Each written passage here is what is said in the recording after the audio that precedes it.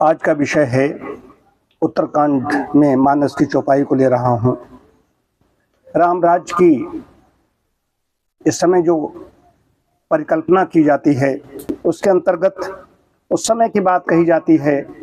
गोस्वामी जी लिखते हैं, दैहिक दैविक भौतिक तापा, राम राज नहीं काऊं ही व्यापा।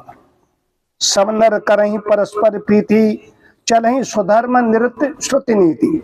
उस समय क्यों नहीं हो रहा है?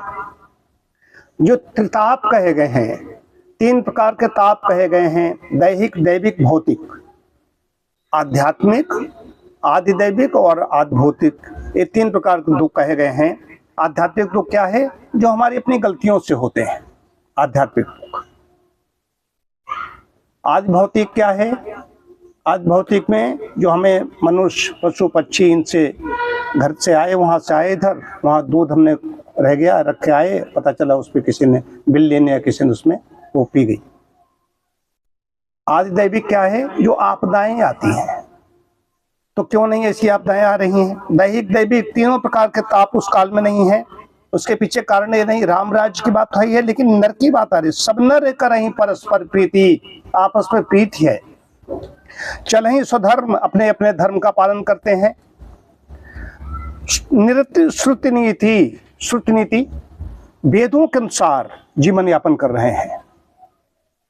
आज क्या हो रहा है? हमारा सारा पर्यावरण पशुवध की चीत्कार से भरा हुआ है। इसलिए मनुष्य को कहीं शांत नहीं मिल रही है।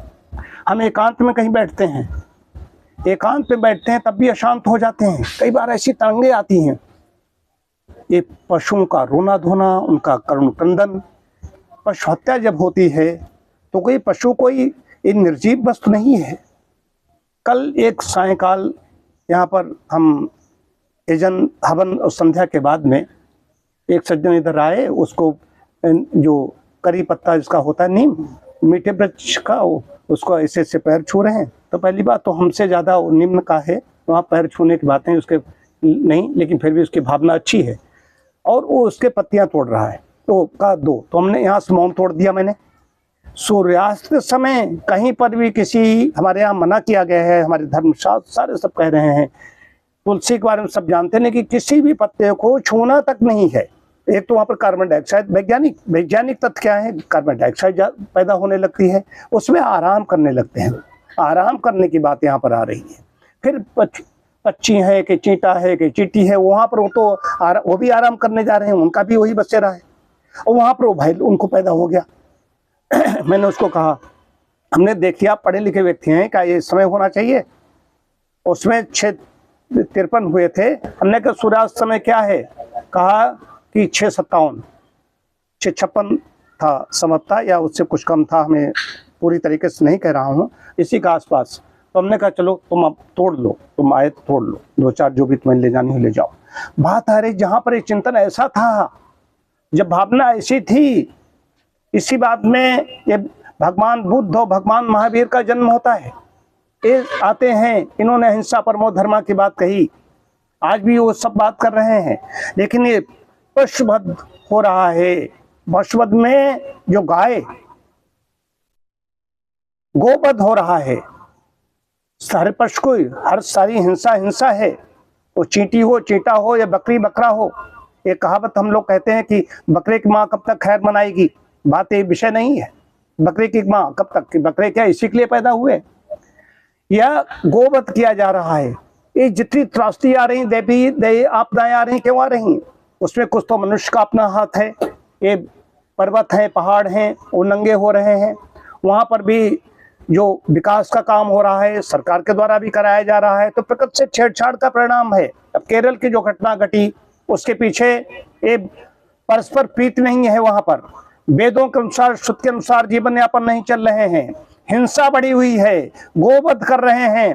डॉक्टर सरल जी ने मुझे भेजा था, उसमें गोवध तो है ही है, बीफ पार्टी कर रहे हैं, और हथनी को अनन्नास के अंदर ऐसे विस्फोटक पदार्थ भर करके उसको खिलाया, उसके अंदर जाकर को विस्फोट होता है। विस्फोट होने के बाद में तालाब में जाती है, उनके पास जीवन होने नैसर्गिक बुद्धि होती है, परमात्मा ने दी, और उसके अंदर इतनी जलन हुई होगी, कल्पना कीजिए। हम लोग जरा सा जल जाते हैं तो क्या होता है, उसके अंदर पिशाचों ने उसको खिलाया और खिलाने के बाद में वो अंदर तालाब में जाके खड़ी होती जा करके, और उसके बाद वहीं खड़े खड़े गिर जाती है, मृत्यु उसकी हो जाती है। जहां पर ऐसे पैशाचिक कृत्य होंगे वहां पर ही ऐसी आपदाएं आएंगी। आप कहो पहाड़ों में आ रही, वहां पर भी हम लोग कहीं तीर्थ में जाते हैं, हरिद्वार जाएं, वाराणसी जाएं, ऋषिकेश जाएं, वृंदावन जाएं, ये तीर्थ हैं हमारे, संगम पर जाएं, तो वहां पर हम तो जाते हैं तीर्थ के हिसाब से जाते हैं, ये तीर्थ है, एक दिन रहे 2 दिन रहे चले आए। लेकिन जो लोग वहां पर रह रहे हैं और वहां पर भी ऐसे जो संस्कृत से जो विपरीत जिनके आचरण है वो वहां पर भी ऐसे कृत्य करते हैं, वहां पर भी ऐसे बद्ध होते हैं, उसका परिणाम है। प्रकृति से छेड़छाड़ के का परिणाम है, पशुवध की हत्या का परिणाम है। इसलिए अशांत तो है ही है, वैसे प्रकृति को पीत हो रही है, प्रकृति का कहर है। अवश्य में भोक्तव्यम कृतम कर्म शुभाशुभम, भोगना पड़ेगा, कोई नहीं कुछ कर सकता। हम लोग जरा सा कड़ुआ खाते हैं, मीठा खाते हैं, मधुर खाते हैं, अम्ल खाते हैं, लवण खाते हैं, कटु खाते हैं, तिक कसाय जो भी 6 प्रकार के रस हैं, वो वैसा तुरंत हमारी जीभ स्वाद बताती है। फल मिलता है, कुछ फसलें होती हैं 2 महीने में खिलती हैं, 4 महीने में हो जाती हैं, उनको काट लेते हैं। अब आम को लगाओगे, आम तो 2 महीने में फल नहीं दे देगा। इसी प्रकार से हमारे जो कर्म है उसमें कुछ अच्छे लोग भी, जब ऐसी आती है उसमें अच्छे लोग हैं, धर्मात्मा है, वो भी उसमें हो जाते हैं। भीड़ है, वहां पर बाहुल्यता किसकी है, ये बड़े विषय हैं, इन पर चिंतन करना पड़ेगा।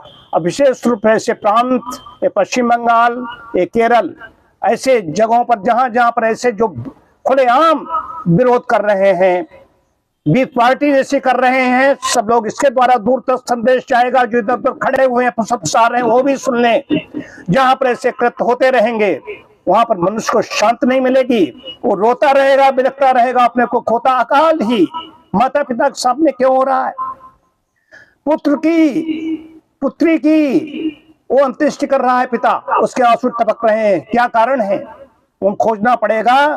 तो आपस में कितनी है जातवाद में बटा हुआ भारत, विधर्मियों के द्वारा यहाँ पर पशुवध जो किए जाते हैं, ये बड़ा चिंतनीय विषय है, जो प्रबुद्ध वर्ग को सोचना पड़ेगा। जो कोट पैंट टाई वाले हैं वो अपने बैठ जाते हैं घर में जाकर को, जानते हैं कि मुझे क्या मतलब, तुम अशांत हो, गुपचुप बैठे हुए हो, डिप्रेशन में हो। मैंने हवाई यात्राएं की, ट्रेन से जहां जहां गया और बहुत अप टू डेट हैं, रो रहे हैं अंदर से, अशांत हैं, परेशान हैं, तब अवस्थाओं से गुजर रहे हैं, शांति नहीं मिल रही है, शांति के लिए आदमी भटक रहा है। तो ये जहां पर फिर पुनः कह रहा हूं, ये प्रकृति का प्रकोप है, प्रकृति का कहर है, ये प्रकृति ऐसे तांडव करेगी, ये शिव तांडव है। ऐसे लोगों का विनाश होगा जो परस्पर प्रीत नहीं कर रहे हैं और जो नीति के अनुसार नहीं चल रहे हैं, जो हिंसक हैं, उन पर ये ऐसे प्रकृति अपना कहर ढाती रहेगी। ओम शांति शांति शांति।